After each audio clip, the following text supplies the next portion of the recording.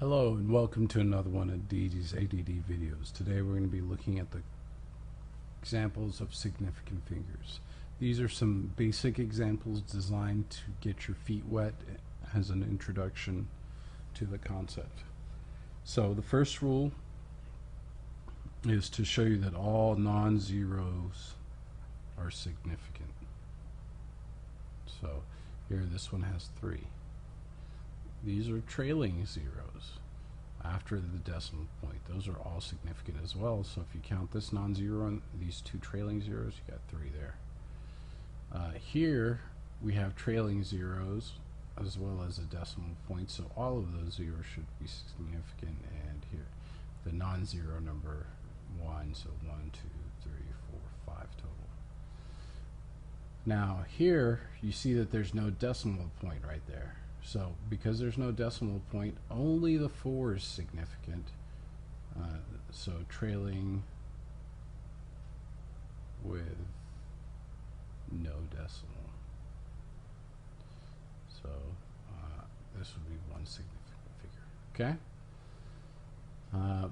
Make sure you just keep an eye out for these basic rules. Non-zeros, if it's trailing with a decimal, or not having a decimal. Real quick, let's do one with scientific notation. I did forget to do that, sorry. So let's take a look at, I don't know, 4.020 times 10 to the negative 5th. Well, basically you just look at all these numbers here, alright? If they took the time to write that extra one right there, it's included. This is in between the 2 sig figs, so it's included. So here we have 1, 2, 3, 4 sig figs. Okay, so let's look at some operations examples now. If we have, for instance, 2.5 times 10. Well, how many sig figs does 2.5 have? Well, these are both non-zeros, so they're both significant. This one's a trailing zero to the right of a non-zero with no decimal, so it's not significant, and there's one sig fig there. What that means is your answer should have, when in multiplication, the rule is the least number of sig figs in your answer. So if you were to multiply these two, you just move the decimal over 1 unit and you get 25, right? But that's 2 sig figs. You only need 1 sig fig according to the rule. So what do? Well, you got to round this using your rounding rules. So the first sig fig we come across is 2. Okay, so we got to change that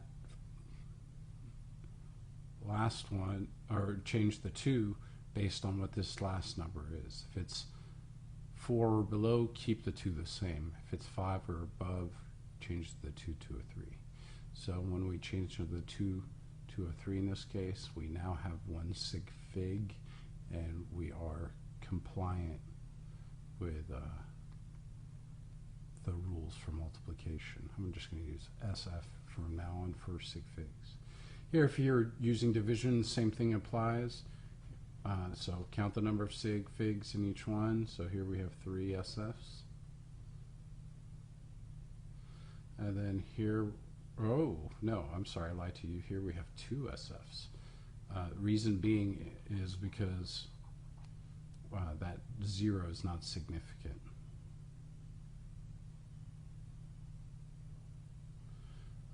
Trailing zeros without decimals.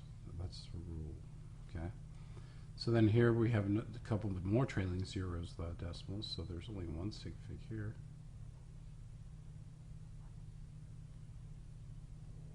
And the rule for division is the same as multiplication.